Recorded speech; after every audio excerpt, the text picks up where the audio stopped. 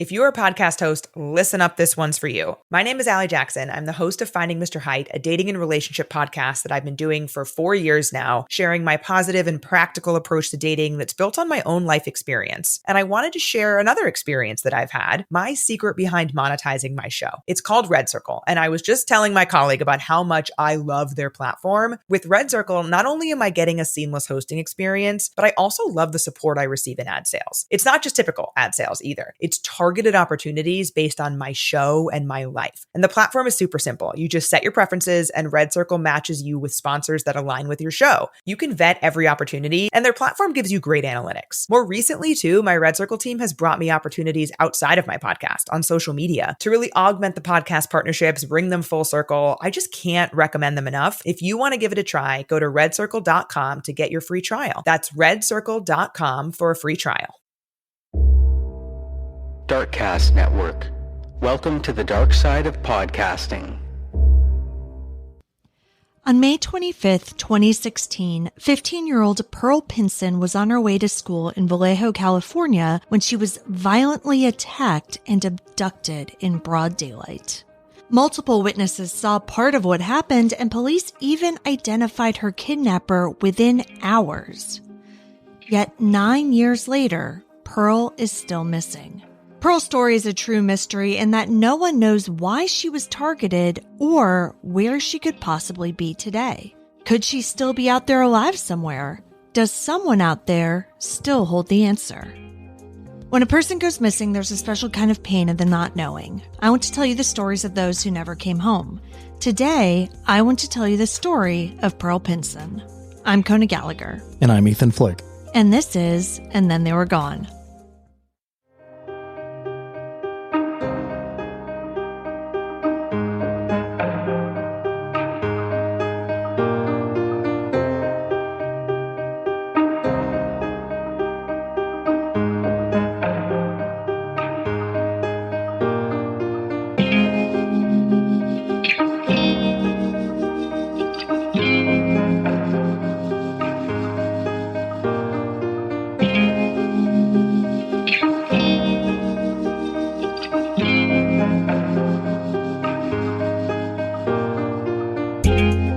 Welcome back, everyone. Welcome back. Thank you for joining us once again. I'm Kona. And I'm Ethan. And we're the husband and wife team behind this podcast. Each week, I tell you the story of an unsolved missing persons case. Ethan doesn't know anything about the case going into the episode and is here to provide his reactions and questions in real time, hopefully asking some of the same ones you have at home. Today, we're discussing a case that is as baffling as it is heartbreaking. It's one that's haunted Northern California for years, and part of the reason is that because it seemed as though it would have been resolved within the first 48 hours of her disappearance. Because as I mentioned in the intro, her abductor was identified, which is extremely rare in cases of stranger abduction. Yeah, I mean, as soon as you read the intro, I was like, how is this case coming to us? Yeah. You know, like 9 years later. Yeah, that's insane. I'm broad daylight, attacker identified, yeah, and nothing. Witnesses, yeah, nothing. The 9-year anniversary, in fact, recently passed, and there is something that her family's trying to do in her honor. So we're going to talk about that later in the episode, but it's one of the reasons why I wanted to cover Pearl's story this week so that we can get the word out about it, and, you know, maybe there are listeners out there who can help it along. But before we dive into Pearl's story, we want to make sure we thank our newest Patreon supporters, Melissa K., Daniela D., Laura C., Morgan L., and Liberty L. Thank you so much. Thank you all so much. If you'd like to join us over there on Patreon, you can head over and join at any level, starting at just $2 a month for ad-free episodes and a free copy of the ebook that I wrote. So with all of that out of the way, let's talk about Pearl Pinson. Pearl Jean Frances Pinson was born on December 15th, 2000 to Joyce Mitchell and James Pinson. She's the middle of 3 children and grew up in Vallejo, California. Vallejo is in Solano County, about 30 miles north of San Francisco. She lived with her family and was a freshman at Jesse Bethel High School.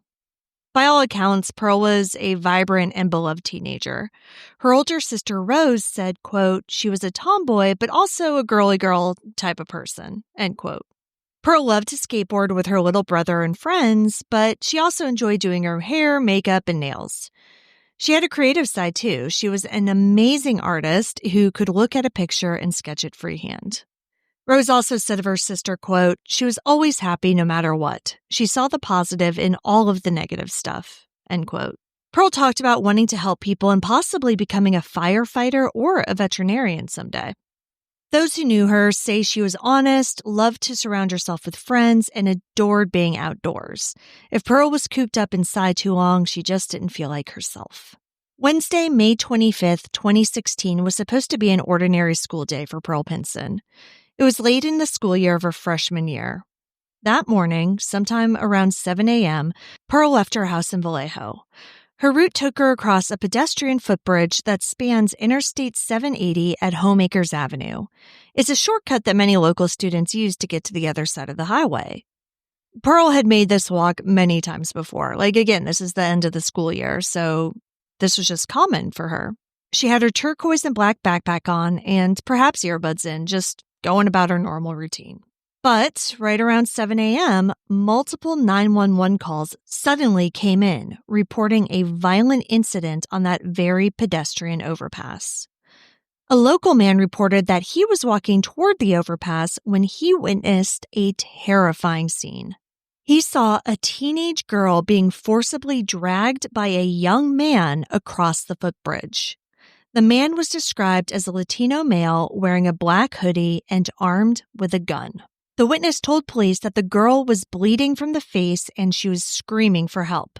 In fact, multiple people reported hearing a girl yelling for someone to come help her.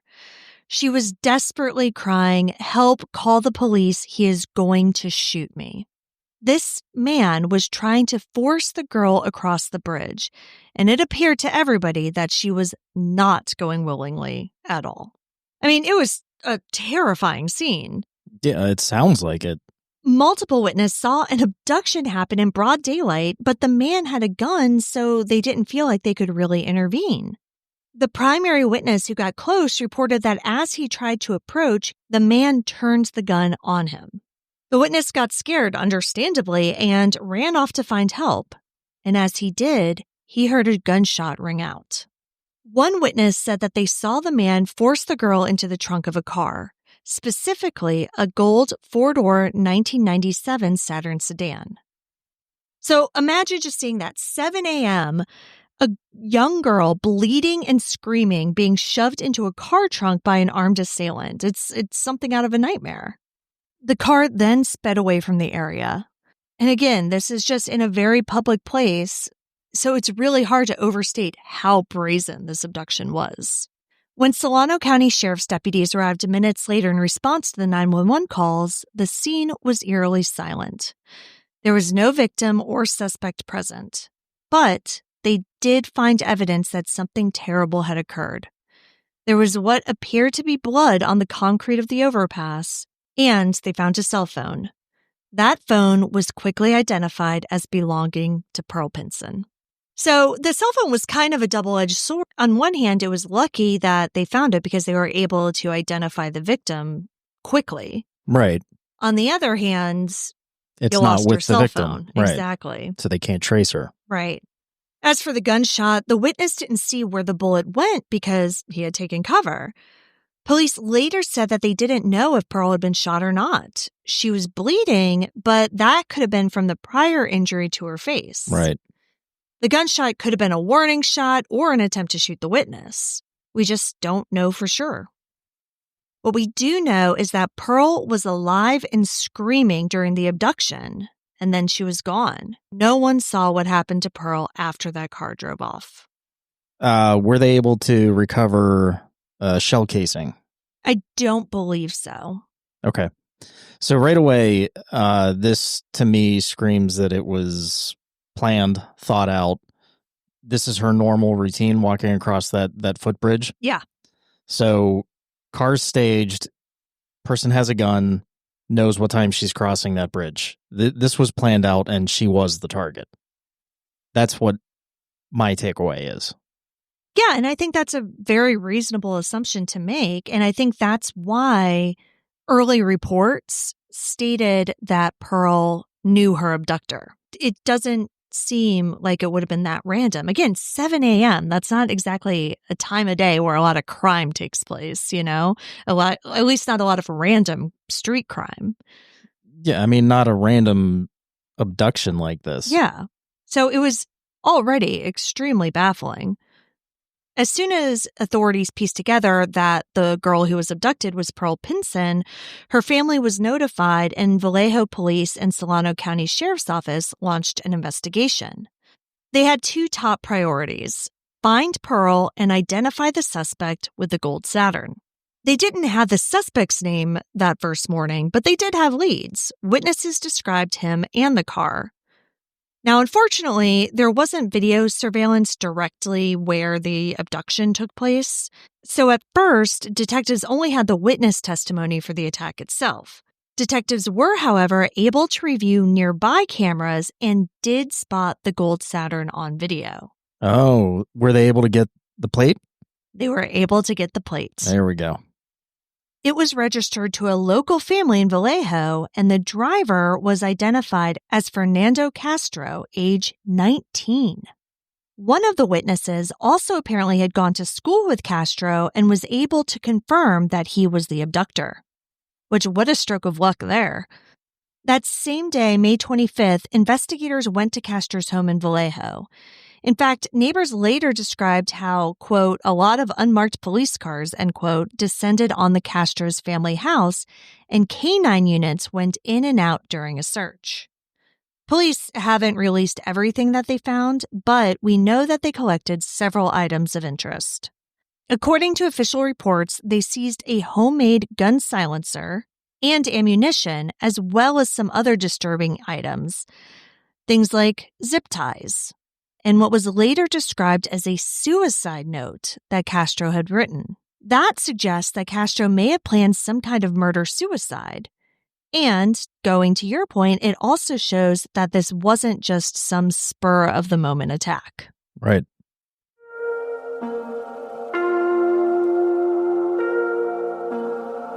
Did you know that your calendar age doesn't always match how old your body truly is? I recently took the True Age test from True Diagnostic and discovered my biological age. And the results completely changed the way that I think about my health. My test revealed that I'm about 6 months older than my biological age, so clearly I have some work to do because I want to outrun the clock in terms of my health. And I can do that because the True Age test didn't just give me a number, it showed how quickly my heart, brain, liver, and immune system are aging. It was pretty eye-opening. Like, my brain is doing great, but I need to work on my cardiac health a little bit, which honestly was a bit of a surprise for me, but it's a great place to focus. The test itself was super easy and convenient. I did it from home. There was no doctor visit or big needles. It was a quick, painless finger prick. You send off the tiny sample in a prepaid package, and in about 2 to 3 weeks, you get a detailed online report about your aging and health. It's fast and hassle-free. So if you care about protecting your health and want to find out what your real age is, head over to truediagnostic.com and use my code ATTWG to get 20% off your entire order or subscription. That's truediagnostic.com and use ATTWG at checkout to get 20% off. Your future self will thank you. Perimenopause and menopause can start earlier than most people think and can impact nearly every part of life. The good news? You don't have to just deal with it. That's where Effecti comes in. Effecti offers modern personalized hormone therapy, including bioidentical estradiol and progesterone, to help bring your body back into balance.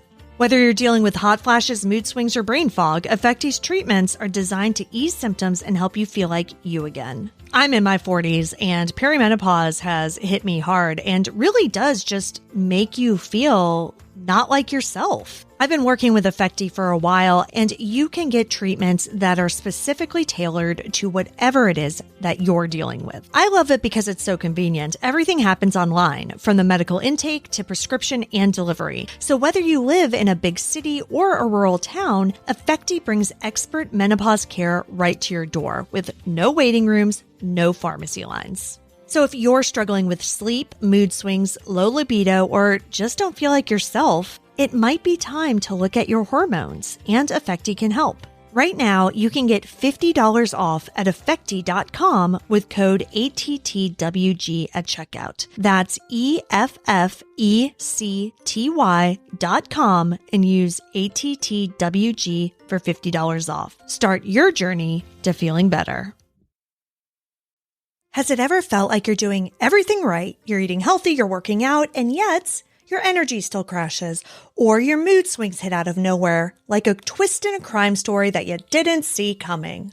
Listen, I've been there too, and what I've discovered is that many of these issues could be tied to hormonal imbalances, like a hidden criminal lurking in the background, throwing everything off track. But here's the good news. This is one mystery that you can solve with Happy Mammoth. There's no need for a long investigation. Just take the free 2-minute quiz from Happy Mammoth. You answer a few questions about what you're experiencing and where you're at in life, and you'll uncover the real culprit behind your hormonal symptoms. And the best part? After taking the quiz, you'll get a personalized recommendation to help you balance your hormones so you can finally feel like yourself again. According to a survey, after taking Hormone Harmony, 86% of women started to lose weight. 77% said that it improved their mood. And the biggest benefit, 100% of women surveyed said they're feeling like themselves again. For a limited time, you can get 15% off your entire first order at happymammoth.com. Just use the code ATTWG at checkout. That's happymammoth.com and use the code ATTWG for 15% off today. If you love reading thrillers that get under your skin and make you question everyone, even the narrator, then we have your next obsession. It Happened on the Lake by New York Times bestselling author Lisa Jackson. Ethan and I have both been reading this book, and you started reading it before I even did, and you seem like you got really into it. I admittedly am not a fan of thrillers. Yeah. But I cannot stop reading this book. It is a really, really, really good book, a great page turner, and I am so into it. I totally am too. It Happened on the Lake is a domestic suspense thriller that's set in the 1960s and 80s that follows a woman returning to her family's Victorian home on a private island in Oregon. She's trying to move on, but coming back means reopening wounds that never fully healed. 20 years ago, her grandmother died under her care and her boyfriend disappeared that same night. No one was ever charged and no body was found, but the neighbors never stopped watching her. And now someone might be watching again.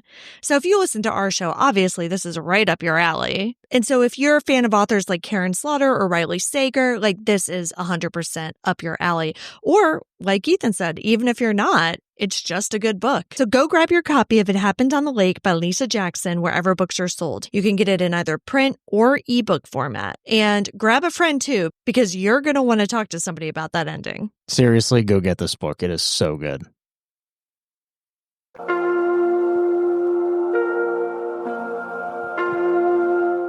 So who is Fernando Castro, the only suspect in Pearl's abduction? Castro was a 19-year-old who lived in the same area as the Pinson family. Now, like I said, initial reports stated that Fernando and Pearl were acquaintances, but that was actually later disproved. Pearl's family had never heard of him before all of this, and investigators found no evidence that Pearl knew Castro personally or had any prior interaction with him. They went through both of their phones and social media accounts and found nothing linking the two. No messages, no mutual friends, nothing. Solano County Detective Sean Mattinson said, quote, "It's just a mystery as to why her. There's just no connection," end quote. I'm sure this was not reported anywhere. I'm wondering if he had a skateboard. Whether he had met her at the skate park was something that they looked into. Okay. And, I don't know the details, but yeah, they addressed that. Mm-hmm. Okay. Yeah, and apparently couldn't find anything there either. That just would have been my one thought is, random meeting at the skate park. Yeah. And then no, I think that's totally reasonable. For whatever reason, became obsessed and started following her. Right. And that could have happened, but there's just no evidence to Gotcha. suggest that, Yeah. you know? There is, and we'll talk about that more kind of when we're talking about theories, but I think the idea that there was like some one-sided relationship is a definite possibility. There's just no evidence that Pearl knew him at all, you know, or had ever interacted with him really in any meaningful way. Right. Or whatever. There's no evidence of what the connection might have been. Exactly. Got Yeah. it. And I do want to really emphasize that because, you know, in recent articles, Pearl's father has expressed a lot of frustration because those early reports, as I said, did say that they were acquaintances. And he's like, she did not know him. Like, he was a stranger, and he really wants to make sure that that's out there. But so Castro's background, though, didn't indicate that he would do something like this. He had a minor criminal history, but it was basically for drugs, you know? There was nothing that involved violence, stalking, kidnapping, like anything remotely like this. Neighbors in Vallejo described him as a polite and even good kid from a decent family. And from what it sounds like, everybody was shocked to learn that he was involved in something like this. He lived with his mother, who was seen crying and shaking in disbelief after police swarmed her house looking for her son. On May 26th, the day after Pearl was taken, the Amber Alert that police had issued paid off. A driver in San Luis Obispo County on California's Central Coast spotted a gold Saturn heading south on U.S. Highway 101. And, you know, I think it is important, too, that the fact that this was a gold Saturn, I think really helped in this investigation. Because by 2016, Saturns had been discontinued for almost a decade. Yeah. And gold Saturn, you know, in particular is going to stick out. So I think that really did help. Like, if this was a black Honda Accord or something, I mean, Yeah, who you knows? see those all over the place, exactly. right? Yeah. So the sighting was around 3 p.m. near the town of Santa Maria. The citizen called 911, and the California Highway Patrol and local law enforcement were notified immediately. CHP officers soon located the suspect's vehicle and attempted to pull it over. But Fernando Castro refused to stop. Instead, he floored it, and a high-speed chase ensued. For the next hour or so, Castro led police on a dramatic pursuit through multiple counties. He was racing down Highway 101 at speeds reportedly exceeding 100 miles an hour. Officers from CHP and Santa Barbara County Sheriff's Office joined in, and they even deployed a police helicopter to track him from above. Castro was desperate to evade capture, so desperate that at one point he drove the wrong way on the highway, crossing the center median into oncoming traffic. Well, we already know that he's potentially suicidal, given that he wrote a suicide note. So, I mean... Yeah. I mean, he's acting like he has nothing to lose, you know? So that move obviously was so dangerous that some pursuing units actually backed off briefly for public safety. They obviously weren't going to follow him the wrong way on a highway, but luckily they had the helicopter to keep an eye on him. So Castro ended up exiting the highway in the small town of Los Alamos, which is northern Santa Barbara County, and then drove into the neighborhood community of Buellton, weaving through surface streets. Once there, he abandoned the gold Saturn near a mobile home park in Solvang, which is a community close by. At that point, armed law enforcement officers were converging on the area, and a reverse 911 alert was sent to local residents telling them to stay indoors. Castro, however, was not about to surrender peacefully. According to the official reports, as deputies closed in, Castro opened fire at them with a handgun. Deputies fired back, and one of their bullets hit Castro in the leg. But he kept going. Castro ran and broke into a mobile home. The house was occupied, but luckily the resident managed to escape out of a side door and was unharmed. Castro then stole the homeowner's pickup truck and took that to flee. By this time, Santa Barbara sheriff's deputies had set up a perimeter and were trying to stop him. Castro got into the stolen truck and started to drive and fired at officers again as he tried to escape the neighborhood. A second exchange of gunfire erupted on a street called Fjord Drive around 4 p.m. In total, Castro fired multiple shots at the deputies, I believe 7, and deputies from several angles returned fire with their service weapons. Residents later described the scene as a chaotic shootout with dozens of gunshots echoing through the area. During this barrage, Castro was struck by bullets several times. The stolen truck he was driving came to a stop, and Castro was found slumped over the wheel, having been fatally hit. At 4:01 p.m., Fernando Castro was pronounced dead at the scene in Solvang. Also leaving no one to explain where Pearl is. Exactly. That's the heartbreaking part of it. Miraculously, no officers or bystanders were seriously hurt in the confrontation, but it was a close call. One deputy's patrol car was hit by Castro's bullets, like around the license plate, and another deputy had a bullet go through his windshield. So Castro was dead, and when they went back to search the Saturn, Pearl was nowhere to be found. She was not in the vehicle with him, and there were no signs of her at the scene. And yeah, like you said, this was the outcome that everyone had feared. The suspect was dead, and the victim was still missing. As Solano County Sheriff Tom Ferrara grimly told the press that evening, quote, "The only person who may know Pearl's whereabouts was now gone." Essentially, the trail could have died with Castro that day, but investigators didn't give up. Instead, they pivoted immediately into a massive search effort to find Pearl. The investigation now focused on retracing Castro's steps between Vallejo, where he kidnapped Pearl, and Solvang, where he died, to figure out where he might have taken Pearl in that window of time. So we're talking about like a 36-hour period, give or take. And do we know what that distance is? Because I'm not familiar with California. Yes, we do. Unfortunately, those cities were over 300 miles away from each other. It's a huge distance. Huge. The big question investigators had was, what did Castro do with Pearl between 7 a.m. on May 25th and 4 p.m. on May 26th? Somewhere in that roughly 33-hour span, Pearl's fate was determined, and investigators needed to uncover any hint of her whereabouts. When forensics teams searched Castro's car, they found small drops of blood in the trunk. Those samples were tested and were confirmed to be Pearl Pinson's blood. Now, this told investigators two things. Pearl had indeed been in that trunk, which we already kind of knew from the witness accounts. Right. And she had been bleeding from an injury while she was there. However, it was noted that only a trace amount of blood was present. So she probably hadn't been shot. Exactly. And the witnesses said she was already bleeding from her face by the time he put her in the trunk. Right. So it stands to reason that that's what that blood was from, not necessarily from anything else. Right. So Pearl's family, of course, took this as a hopeful sign, and sheriff's officials cautiously agreed that nothing so far indicated that Pearl had been murdered. And they publicly stated that there was, quote, "nothing at this point that would suggest Castro killed Pearl," end quote.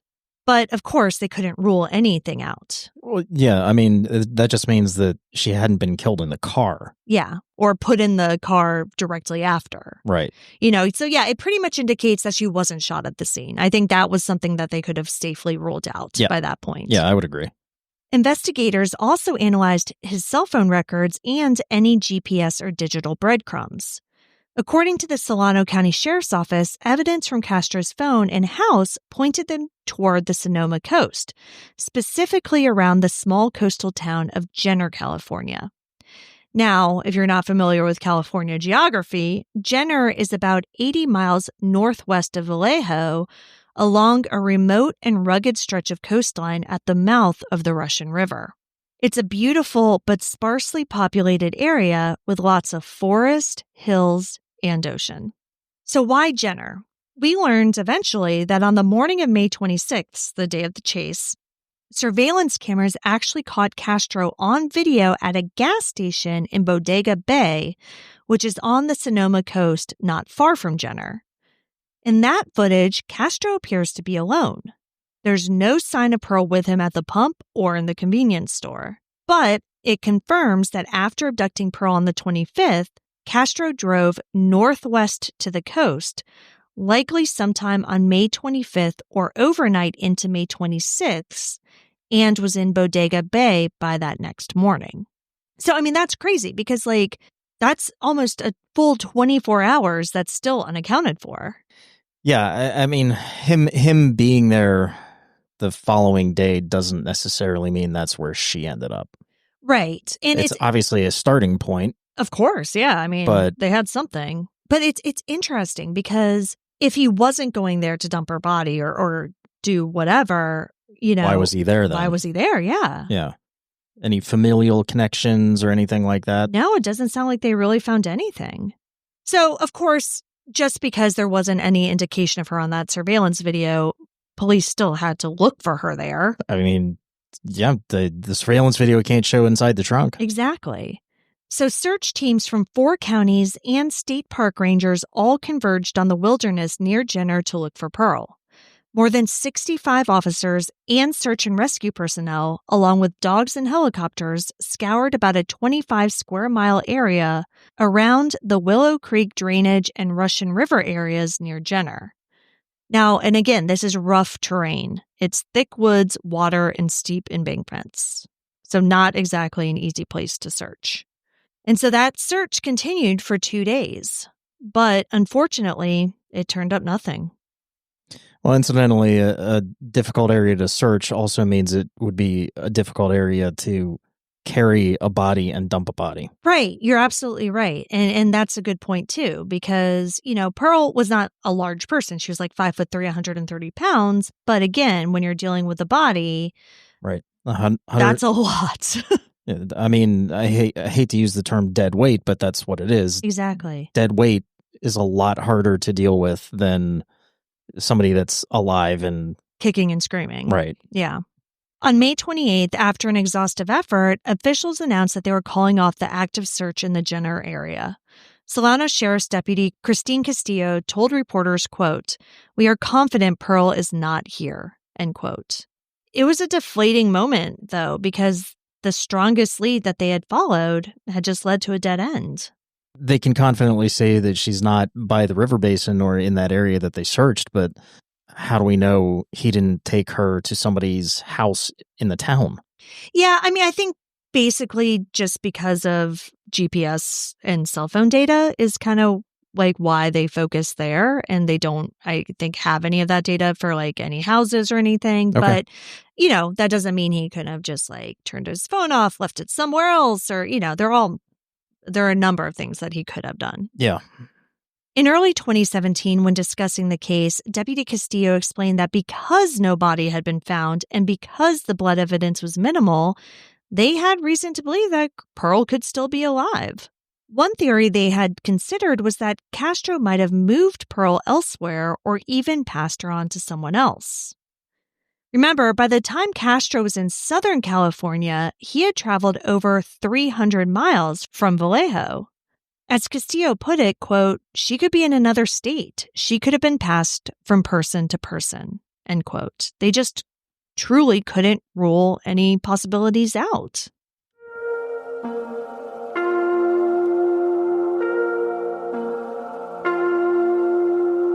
Let me tell you about the online cannabis company that's revolutionizing how we deal with life's challenges, from sleepless nights to stress-filled days. Mood.com has created an entire line of functional gummies that target specific health concerns with 100% federally legal THC blends that they'll deliver discreetly right to your doorstep. And you can get 20% off your first order at mood.com with promo code ATTWG. It is wild how different each one of their gummies feels. Their Sleepy Time gummies knock me out in about 15 minutes flat with no hangovers, no grogginess, and I just wake up feeling amazing. Oh, and the Epic Euphoria gummies, they're perfect for those days when nothing's going right and you just need to hit the reset button on your crap mood. What makes these different is how they pair THC and other cannabinoids with herbs and adaptogens. You're not going to just find gummies like this in a dispensary, or anywhere for that matter. And they have gummies for literally everything: immune support, menopause relief, PMS symptoms, mental clarity, and sexual arousal. And each one is crafted using federally legal cannabis grown on small, family-owned American farms. No pesticides, no BS, and they can ship to most states in the U.S. Best of all, not only does Mood stand behind everything with an industry-leading 100-day satisfaction guarantee, but, as I mentioned, listeners get 20% off their first order with code ATTWG. So head to Mood.com, browse their amazing selection of functional gummies, and find the perfect gummy for whatever you're dealing with. And remember to use promo code ATTWG at checkout to save 20% on your first order. If you work as a manufacturing facilities engineer, installing a new piece of equipment can be as complex as the machinery itself. From prep work to alignment and testing, it's your team's job to put it all together. That's why it's good to have Grainger on your side. With industrial-grade products and next-day delivery, Grainger helps ensure you have everything you need close at hand through every step of the installation. Call 1-800-GRAINGER, click Grainger.com, or just stop by. Grainger, for the ones who get it done.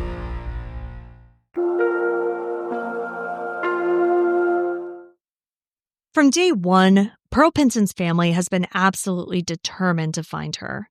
In the immediate aftermath of the abduction, Pearl's parents and her sister Rose were out there on the front lines.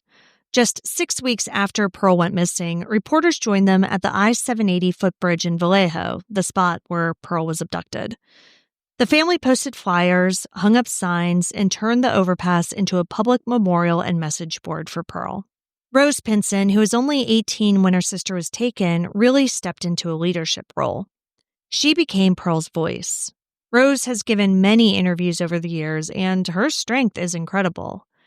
She admitted that it's extremely hard to keep doing this year after year, but said, quote, "I know I have to do it because I have to be her voice. If it was switched the other way around, she would have done it for me too." End quote. The families kept Pearl's story alive on social media as well. They set up Facebook pages like Pearl Pinson is Still Missing and a group called Pearl's Team, where they share updates, organized events, and encourage the community to spread the word. Thousands of flyers and posters have been distributed all across California, not just in Vallejo, but even along Castro's travel route down south. Rose said that she was basically on social media every waking moment in the early days, pushing Pearl's photo out there. They even had car decals made with Pearl's info and placed banners on busy street corners. Back in 2017, they also organized their own searches along Castro's known travel route, checking areas that maybe law enforcement didn't cover. They were not going to give up on any front. But investigators also remained very active in the months and years following Pearl's disappearance. They chased down tips from all over. Detective Matson, the Solano detective on the case, said that they would get photos from people thinking that they spotted Pearl somewhere. Like, for example, one person thought they saw her in Fontana, which is in Southern California, and sent a picture, but it turned out not to be her. The point is that every lead, even far-fetched ones, were followed up. Authorities also worked with the National Center for Missing and Exploited Children to circulate Pearl's information nationwide, and NCMEC created age-progressed images as Pearl got older. Over the years, the FBI and other agencies have been consulted as needed as well. The Solano County Sheriff's Office has repeatedly stated that Pearl's case will not be closed until they find her. In 2017, they publicly expressed hope that she might be held somewhere against her will and could be recovered. By 2022, on the 6th anniversary, the sheriff at the time said they will never give up searching for Pearl. They even produced a special podcast episode and video in collaboration with Pearl's family to help keep the case in the public eye. Over the years, Detective Matson has balanced hope with realism. He said in one interview, quote, "I hope she is alive. I don't have any evidence that she's not. But as time goes on, it seems less likely." End quote. He acknowledged that Castro's extreme actions, the lengths he went to in fleeing and shooting at the police, indicated that, quote, he did something pretty severe, end quote, to Pearl. But still, without proof of harm, they continue to hope for the best while preparing for the worst. Thanks to donations, the Pinson family and authorities are able to offer a $10,000 reward for any tip leading to Pearl's whereabouts. Also, multiple pieces of evidence from Castro's car and home remain in storage for potential future testing if technology improves. For example, if they ever find remains and need to match trace evidence or anything like that. Smart. Yeah. So it seems like, again, they're preserving evidence, like they're doing what they can in this case that given the very, very limited evidence that they have. Which is crazy because we know who did it. Like, to even say that this case has limited evidence when we have the perpetrator is just so heartbreaking. It is. And I mean, it was suicide by cop. I mean, 100%. He knew exactly what he was doing. Yeah. So. Yeah. Oh, and in case anybody's wondering, law enforcement did look into whether anyone else could have been involved aside from Castro. As of now, there's no evidence that Castro had an accomplice or that anyone aided in Pearl's abduction. So, as of right now, the prevailing belief is that he acted alone. It's also worth noting that there's no clear evidence that Pearl was ever in Castro's family home or any other specific location after the abduction. There's no sightings of her on any cameras, just the witnesses from the actual abduction. I think it's also important to say that because there's no indication that Fernando Castro's family was involved or had any idea what was happening. It truly does sound like they were just as blindsided by this as everyone else. So, like, there's no indication that after the abduction, he brought her back to the house or anything like that. Right. Or any family member helped in disposing of the body or anything. Right. This doesn't seem like a Brian Laundrie situation. Right. It just seems as though Pearl simply vanished into the unknown. But of course, no one actually vanishes into thin air. So what are the theories about what happened to Pearl? Theory number one, of course, is that Castro killed Pearl shortly after the abduction.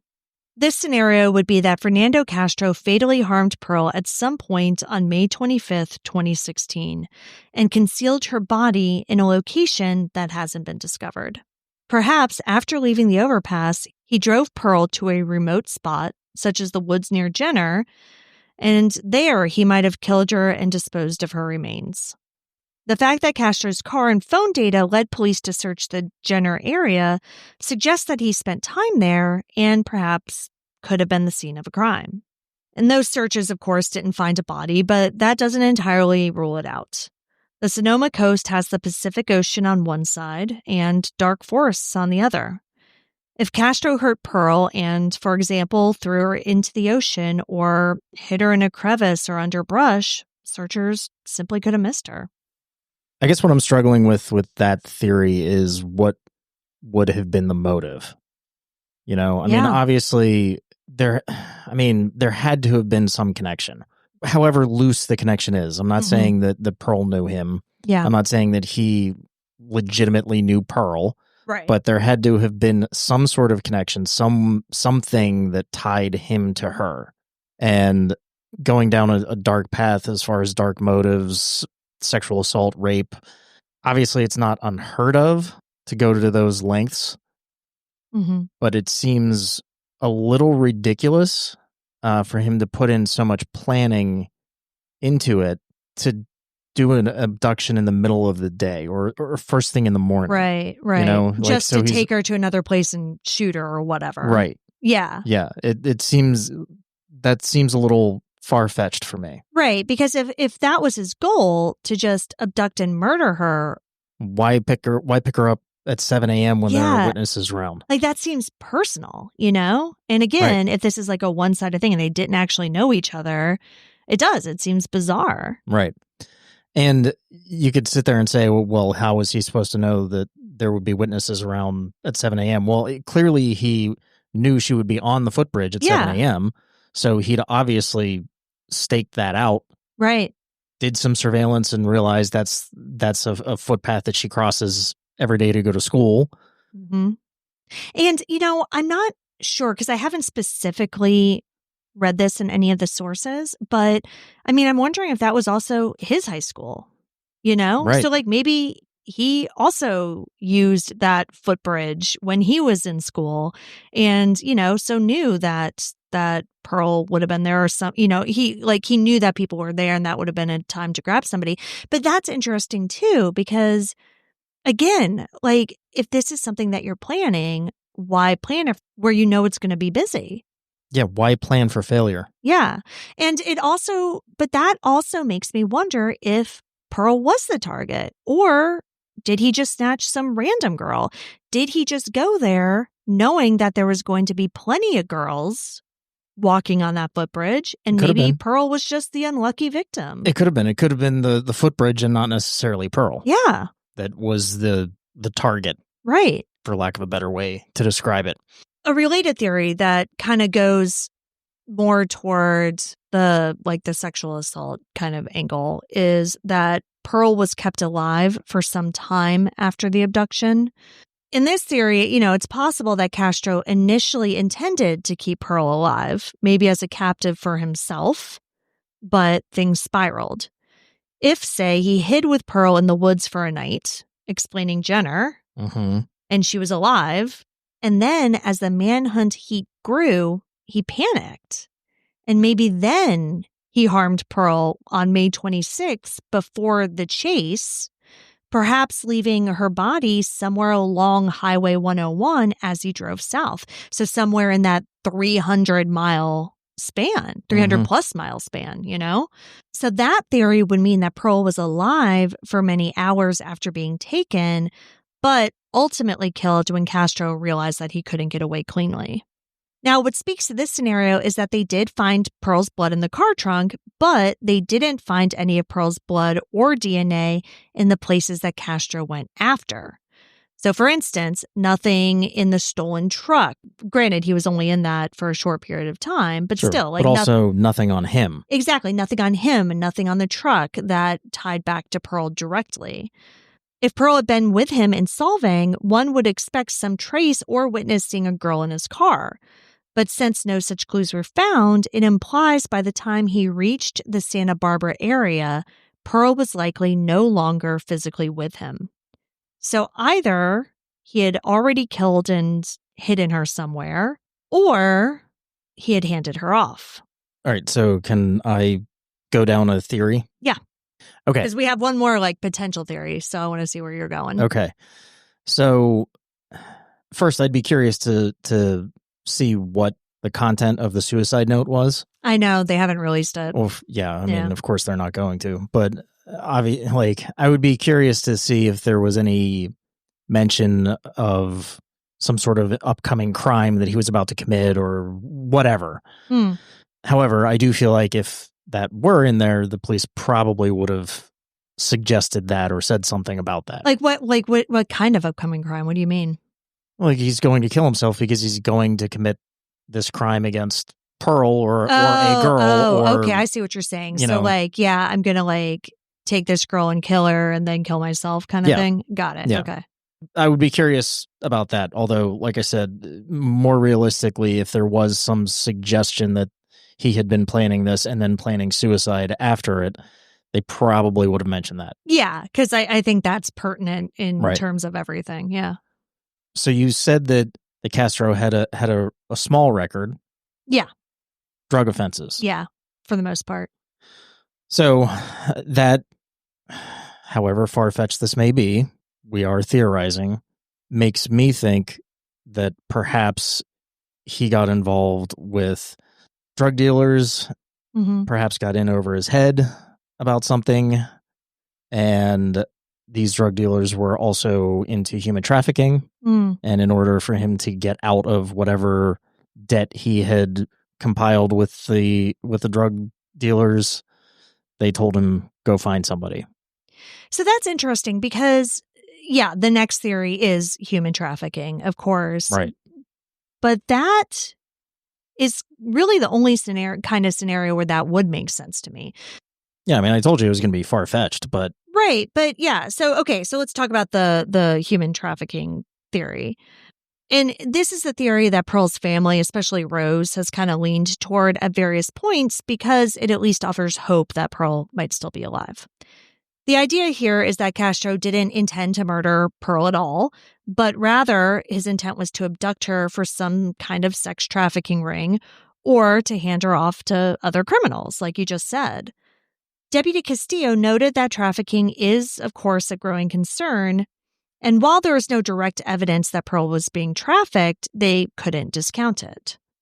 It's important to note that that's typically not how human trafficking works. Well, exactly.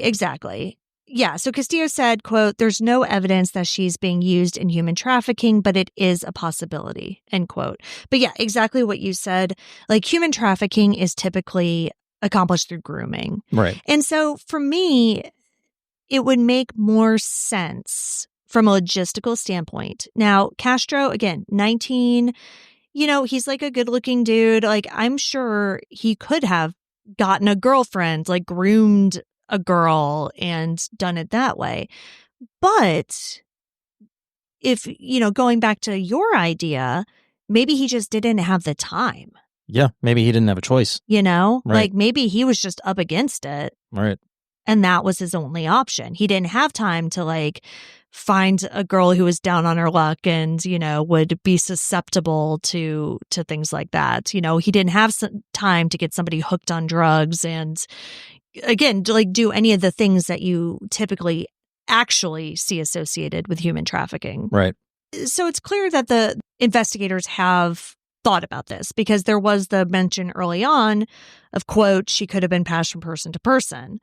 So, yeah, for example, Castro could have taken Pearl to a predetermined location. Maybe Jenner was a meeting point, or maybe it was somewhere en route to Southern California where he started the chase. Like, it could have been anywhere within that area. And then, he exchanged her with whomever and then continued to flee down to Santa Barbara. And again, I think it's important to note too, it's not as though he was fleeing in a way that was drawing attention to himself. He just happened to have had his car spotted by a motorist who had paid attention to the Amber Alert. Right. He wasn't driving 100 miles an hour until the chase police started. Right. So he could have just been casually trying to go somewhere. And that could also go back to the suicide note too, because he could have been so, again, up against it, owing money, doing whatever it was that he was just like, fuck, like, I can't get out of this. I'm going to kill myself. Right. And then maybe this whole abduction thing was kind of his last ditch effort to find a solution. And so maybe it wasn't even about Pearl at all. Maybe it truly was, I know that there are going to be a lot of teenage girls on this bridge at this time. And he picked one who was kind of small. Right. And easy to overpower and went with it. And then everything fell apart. I think that makes actually a lot of sense. Again, all theory, we don't know. Yeah, I mean, of course, we have no idea. I mean, this is obviously an unsolved case. But if that's what happened, it's possible that Pearl could be held captive somewhere far away, even out of state or the country. We're talking Southern California here. Like, yeah, you're getting close to the border. Right. So that would explain why no trace of her has surfaced in 9 years. Rose once said in an interview, quote, "I'd rather have my sister in sex trafficking and alive than somewhere dead," end quote. That's, of course, a heartbreaking calculation, but it shows the family would rather imagine Pearl fighting to escape somewhere than to be gone forever. But what we should say is that there's no indication that Castro was part of a larger criminal network. His family and friends, as interviewed, did not suggest that he was in a gang or a trafficking ring or anything like that. And plus, he was only 19, so he's fairly young and he just wasn't known to be involved in anything like that. Detective Mattson bluntly said, quote, "No evidence exists to support the sex trafficking theory," end quote. And also, quote, "No evidence anyone else was involved," end quote. Of course, that does not mean it's impossible, just that nothing concrete has emerged, like communications, financial transactions, anything that would hint at a sale, an accomplice, any of it.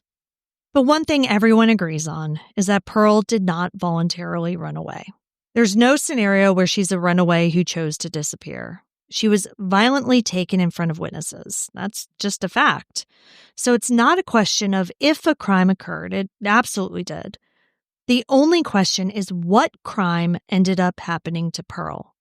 Kidnapping with continued captivity or kidnapping followed by murder. It's also agreed by law enforcement that Fernando Castro was the sole perpetrator, which, if Pearl is alive, is a big problem. Because, again, if he didn't pass her off to somebody, then nobody alive can tell us where she is or who might have her.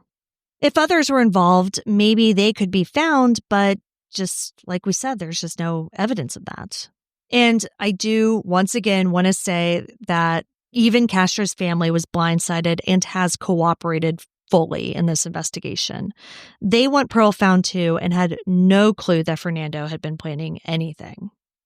Over the past 9 years, Pearl's family has dealt with the immeasurable pain of her disappearance while working hard to find answers in her case. Sadly, Rose, Pearl's beloved sister, was hit with another tragedy in 2021 when her husband, the father of her little boy, was shot and killed in an unrelated incident. Jesus. Yeah. Rose has spoken about how losing her husband and her sister has been an almost unbearable double blow. Quote, "They both hurt because they were the two closest people I had." End quote. Yet, Rose continues to fight for Pearl, saying that her son motivates her to get up each day and keep searching. Quote, "He pushes me to fight for Pearl for the slimmest possibility I can bring Pearl home." End quote. Pearl's parents cope in their own ways. Pearl's father, James, has been very candid in interviews. He said he's constantly torn between hope and fearing the worst. At one point, he said, quote, "I'm praying she'll be brought home safe. But if it is the worst possible outcome, I'd at least like to know where she's at so we can put her to rest." End quote. Now, at the beginning of this episode, I mentioned something that Pearl's family could use some help on. Right now, as of this recording in 2025, they're trying to get the pedestrian bridge where Pearl was abducted renamed in her honor. Family and supporters have urged local officials to name it the Pearl Pinson Bridge. The idea is to not only memorialize Pearl's life, but also to remind everyone who crosses that bridge about what happened and to keep other kids safe. Pearl's family has said that it would mean a lot to have that recognition of Pearl. However, they keep running into bureaucratic red tape. Rose recently spoke to a Times Herald reporter and said, quote, "I've tried to contact Caltrans, which is their transit authority, before, and they send me to City Hall, and they send me back to Caltrans, so it's always this back and forth. I know they want a petition to happen, but I'm not sure financially wise what they want. But a lot of people want me to get a petition started." End quote. Vallejo City Council member Cristina Arriola said that the best avenue to get the bridge named after Pearl is most likely at the state level, and writing to state and U.S. Senators Bill Dodd and John Garamendi, because according to her, quote, "they have the clout needed." So, California listeners, if you're moved, you can help out the Pinson family by writing to your senators and asking for the bridge to be renamed. Every email, every call will help. Pearl's disappearance has left a huge hole in her tight-knit family. Rose has said that her son, who inherited Pearl's big blue-green eyes, reminds her of Pearl every day. Rose said, quote, "He has her laugh. He acts like her. His little attitude is just like hers." End quote. This family has endured unimaginable pain, but they remain committed to finding Pearl, or at least learning what happened to her. For Pearl's family, these past 9 years have been torturous. Rose Pinson has said that waking up every morning is hard, knowing Pearl is out there somewhere, but not knowing if she's hurt or okay. Yet, they keep going. They keep Pearl's memory and spirit alive with each vigil, each social media post, each chalk drawing of her name on that overpass. They refuse to let the world forget Pearl, and we won't.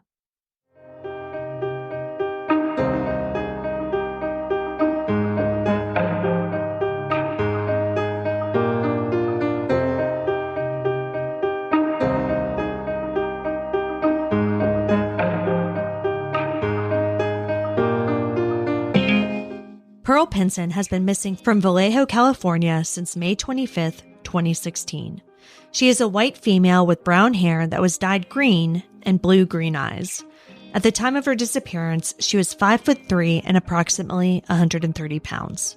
She was last seen wearing a black and white zip-up jacket, a gray sweater or sweatshirt, black leggings or sweatpants, pink, black, and white Nike Turfs shoes, and a black Raiders beanie cap. She was carrying a black and turquoise backpack with a Joker emblem on it. Pearl was 15 when she went missing. She would be 24 today. If you have any information about the disappearance of Pearl Pinson, no matter how trivial it may seem, please contact the Solano County Sheriff's Office at 707-784-1963. There's a $10,000 reward for any tip that leads to answers. You can see all those sources for this episode along with photos and videos at our website, andthentheyweregone.com. And be sure to follow us on social, and Then They Were Gone Pod on Facebook and at ATTWG Pod on Instagram and TikTok. If you like what we're doing, please subscribe and consider leaving a 5-star review on Apple Podcasts. It will help new listeners find us. And the more people that listen, the more chances we have of bringing someone home. And we'll see you here next week for a brand new episode. See you next week. And Then They Were Gone is hosted by Kona Gallagher and Ethan Flick. All research, writing, and editing is done by me, Kona Gallagher. Theme music is The Stork by Ketsa. Additional music is provided by Kai Engel. And Then They Were Gone is a Little Monster production. Hey, you can do it! Lowe's knows to bring your vision to life, it's important to find the right color. That's why Milo's Rewards members get a free paint or exterior stain sample to test your look and find the perfect color to confidently refresh your space. Lowe's, we help, you save. Offer valid in-store only 6/19 through 6/25. Limit 1 per customer while supplies last. Discount taken at time of purchase. See associate for details. Program subject to terms and conditions. Details at lowes.com/terms. Subject to change.